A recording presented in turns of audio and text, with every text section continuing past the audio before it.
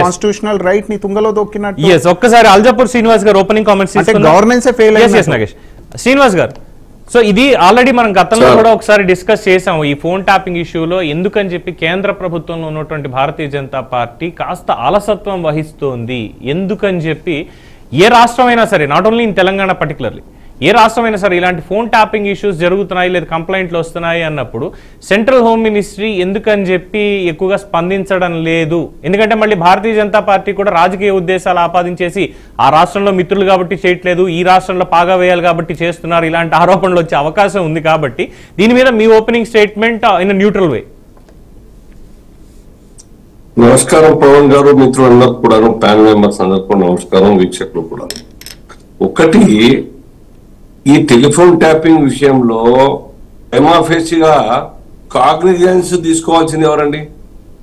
ఈ రాష్ట్రం వాళ్ళు, రాష్ట్ర పోలీసులు తీసుకోవాలి, లేదంటే ప్రభుత్వం తీసుకోవాలి. ప్రభుత్వం వద్ద అనేక ఇన్ఫర్మేషన్స్ ఉన్నాయి కాబట్టి ఆ పోలీసు వాళ్ళని కొంతమంది అరెస్ట్ చేసినారు, కొందరు పారిపోయినారు. కేంద్ర ప్రభుత్వం ఏం సంబంధం దీంతో? బీఆర్ఎస్ గవర్నమెంట్ టెలిఫోన్ ట్యాప్ చేయాలనుకుంటే వాళ్ళు సెంట్రల్ గవర్నమెంట్ ద్వారా పర్మిషన్ తీసుకొని ఉండాలి, అది అఫీషియల్ పని. అదేమి జరగలేదు, వాళ్ళు అడగలేదు, కేంద్ర ప్రభుత్వం ఇవ్వలేదు.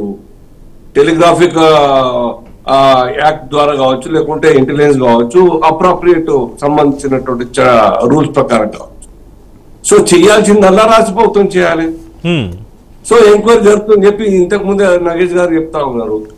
ఆ యొక్క విచారణ జరుగుతుంటే ఎవరైనా అగ్రీవుడ్ పార్టీ ఆ యొక్క సర్కార్ ద్వారా, ఆ యొక్క నాయకుల ద్వారా, టిఆర్ఎస్ నాయకుల ద్వారా సఫర్ అయి ఉంటే, అప్పటికే ఆయన చక్రధర్ చెప్తున్నాడు కదా, అనేక మార్లు నేను పోలీసు వాళ్ళని కలిసినా లాభం లేకపోయింది, నా ఫోన్ ట్యాప్ చేసినారు, నన్ను బెదిరించినారు, రాధాకృష్ణరావు నన్ను బెదిరించినారు, చంపేస్తానని చెప్పి బెదిరించినారు.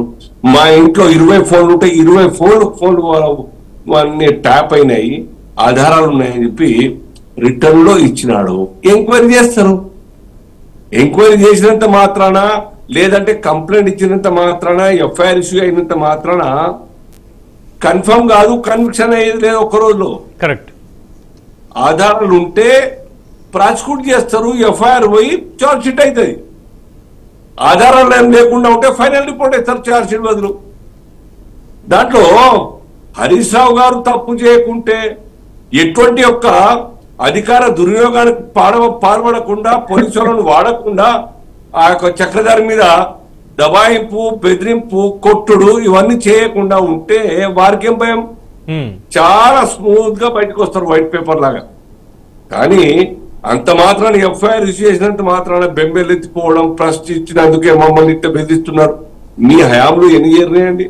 చూడలేదా?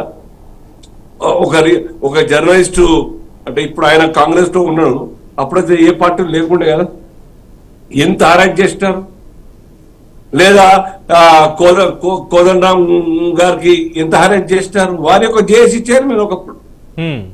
అలా అనేక మంది నాయకుల మీద కక్ష భూని పోలీసులను అడ్డం పెట్టుకొని, పోలీసు వాళ్ళంతా బానిసలుగా వ్యవహరించి వాళ్లకు, ఆ కుటుంబానికి ఏ రకంగా దుర్వినియోగపరిచినారో ఆ అధికారాన్ని మనం చూస్తాం. సో వైసే వారస అవుతుంది పవన్ గారు. సో ఆయన ఇప్పుడు కాంగ్రెస్ బిఎస్పీ నుంచి కాంటాక్ట్ చేసినాడు అన్నాడు చక్రధర్, ఇప్పుడు కాంగ్రెస్ లో చేరినట్టున్నాడు. కాంగ్రెస్ లో ఎవరో కొద్దిగా హెల్ప్ చేసి ఉంటారు, లేకుంటే ధైర్యం ఇచ్చి ఉంటారు, ఇన్ఫ్లుయెన్స్ చేసి కూడా ఉండొచ్చు. పోయి చూడండి, ఈయన చాలా బాధపడుతున్నాడు, అనేక మార్లు ఆయనకు ఫోన్లు బెదిరింపు వచ్చినాయట, లేదా ఆయనకు ఇన్ఫర్మేషన్ ఉంది, కొంత ట్యాప్ చేసినట్టుగా కొద్దిగా ఇన్ఫర్మేషన్ చెప్తాను, look in to the matter అని చెప్పి చెప్తారు. తప్పేమున్నది? చెప్పిరే అనుకోండి, వాళ్ళు ఎఫ్ఐఆర్ చేసారు, చేసినంత మాత్రం చేసిన ఇస్తుడే పోలీసులు. డెఫినెట్ గా ఆ ప్రాసెస్ జరగాలి. నిజంగా గనక ఎవరైనా కానీ, ఇటు కాంగ్రెస్ నాయకులైనా అధికార దుర్వినియోగం చేయడం, అటు బీఆర్ఎస్ నిన్నదాకా అధికార దుర్వినియోగం చేసి ఇతరుల మీద దబాయింపు, లేకుంటే లొంగ తీసుకునే కార్యక్రమాలు, బ్లాక్ మెయిల్ చేసే కార్యక్రమాలు, లేదంటే ఇంకా ఇతరత్ర మాట్లాడుకోనటువంటి విషయాలు కూడా జరిగి ఉన్నట్టు బయటకు వస్తే మంచిదే కదా. రైట్. రాజకీయ నాయకులు అంటే పవన్ గారు చాలా చాలా వైట్ పేపర్ లాగా ఉండాలి. దొరికితేనే దొంగ, దొరకకుండా దొరలాగా ఉండకుండా చాలా నీట్ గా ఉండాల్సినటువంటి స్వచ్ఛంగా ఉండాల్సిన వ్యక్తులే ఆ యొక్క క్యారెక్టర్ కు అర్థం, ఆ యొక్క లీడర్షిప్ కు అర్థం ఉండాలి. రైట్. కానీ ఇవాళ ఈ రోజు రాజకీయాలంటే మంచి వాళ్ళందరూ కూడా దూరం జరుగుతా ఉన్నారు. తెలుగులో అంటారు చూడండి, అవకాశం దొరకకనే మనిషి మంచివాడుగా మిగిలిపోతాడని చెప్పేసి, చెడు చేసే అవకాశం దొరకక మంచి వ్యక్తిగా మిగిలిపోతున్నాడు. అటువంటి పరీక్షల్లో, అటువంటి సందర్భాల్లో రాజకీయ నాయకుడు అంటే చాలా నీట్ గా బయటకు రావాలి ఆరోపణల నుంచి. కానీ ఈ గత 10 సంవత్సరాలు చూస్తాం మనం, గత 10 సంవత్సరాలు చాలా విషయాలు చూస్తాం. అధికారాన్ని ఏ రకంగా వాడుకున్నది బీఆర్ఎస్. నేను కాంగ్రెస్ సపోర్ట్ చేయట్లేదమ్మా. కాంగ్రెస్ నాకేం ఇంటి పార్టీ కాదు, కాంగ్రెస్ మా మిత్రులు కాదు. మాకు 2 పార్టీల్లో ప్రత్యర్థి పార్టీలే రాజకీయంగా. ఇప్పుడు ఎలా అంటారంటే శ్రీనివాస్ గారు, ఎలా అంటారంటే బీజేపీ పొరపాటున కాంగ్రెస్ గురించి మాట్లాడింది అంటే అదిగో వాళ్ళిద్దరు మిత్రులు, లేదు పొరపాటున బీఆర్ఎస్ గురించి మాట్లాడిందంటే వాళ్ళిద్దరు మిత్రులు, లేదు బీఆర్ఎస్ కాంగ్రెస్ ఇద్దరు పొరపాటున మాట్లాడుకున్నారంటే అంటే ఎలా చెప్పాలంటే వాళ్ళ తలసాని శ్రీనివాస్ యాదవ్ గారు రేవంత్ రెడ్డి గారు కలిసారు ఒక వివాహ వేడుకకు సంబంధించి. బయట మాత్రం మాట్లాడేది ఏంటంటే రేవంత్ రెడ్డిని కలిసిన తలసాని మార్పులు జరగబోతున్నాయా, వాళ్ళిద్దరూ ఒకటేనా, ఈ టైప్ లో ఒక ట్రయాంగిల్ లవ్ స్టోరీ అనేది తెలంగాణలో నడుస్తోంది ఇప్పటి నుంచి దాదాపుగా గత 5 ఏళ్లలో. ఇప్పుడు కూడా పవన్ గారు ఈ ఛానల్స్ కూడాను, పేపర్లు కూడాను క్రెడిబిలిటీ పోతా ఉన్నారు.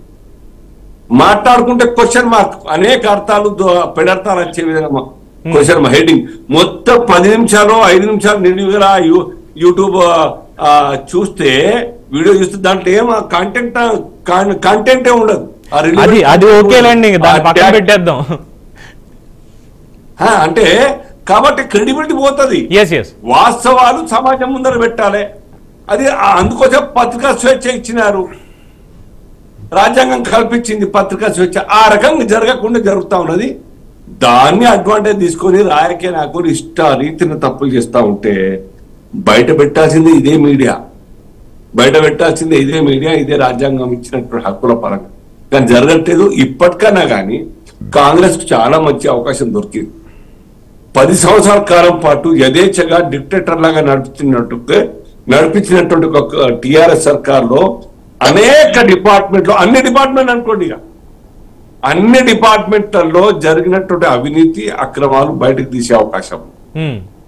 వాళ్ళు చొరవ తీసుకుంటే గనక నిజాయితీగా రేవంత్ రెడ్డి గారి సర్కార్ సీరియస్ గా తీసుకోకుంటే అస్సలుకే లేవదుగా బీఆర్ఎస్ అవుట్ అయిపోతే ప్రజాక్షేత్రంలో ప్రజల్లో ముందుకొచ్చి ఓటు అడిగే పరిస్థితి ఉండదు. ఆ ఆరోపణలు నేను కాదు చేసింది, ఈవెన్ కాంగ్రెస్ పార్టీ కూడా చేసింది. కాంగ్రెస్ పార్టీ ఉద్యమాలు చేసింది. కాంగ్రెస్ పార్టీ ఆరోపణలు చేస్తూ అనేక పబ్లిక్ మీటింగ్ మాట్లాడింది. ఆ ఆరోపణలు మేము చేస్తాం, మేము బాగా క్రిటిసైజ్ చేస్తాం, ఇవన్నీ కూడా జరిగినాయని చెప్పేసి ఇంతకుముందు రాజు చెప్పినట్టుగా ఆరోపణలు డిఫెండ్ చేస్తున్నారు. కానీ వారికి అంతరాత్మకు తెలియదు ఏం రాజుకు తెలుసు. కానీ ఎవ్వరు రాజకీయాలు బతకాలే, బట్ట కట్టాలి, రాజకీయాలు పబ్లిక్ లో ఉండాలి. నేను దీంతో దూరం అయితే ఇంకెంటి పోతా, నాకేముంటుంది భవిష్యత్తు. కాబట్టి రేపో మాపో వస్తుండొచ్చు, లక్కి లాంటి తలుపునొచ్చు పార్టీకి. ప్రజలు ఇవాళ చేస్తే తప్పుల్ని మాఫీ చేస్తారు, మర్చిపోతారు. కాబట్టి ఏదో ఒక ప్లాట్ఫామ్ మీద ఉండాలి. కాబట్టి కాంగ్రెస్ పార్టీకి డిస్కషన్ లో ఒక షార్ట్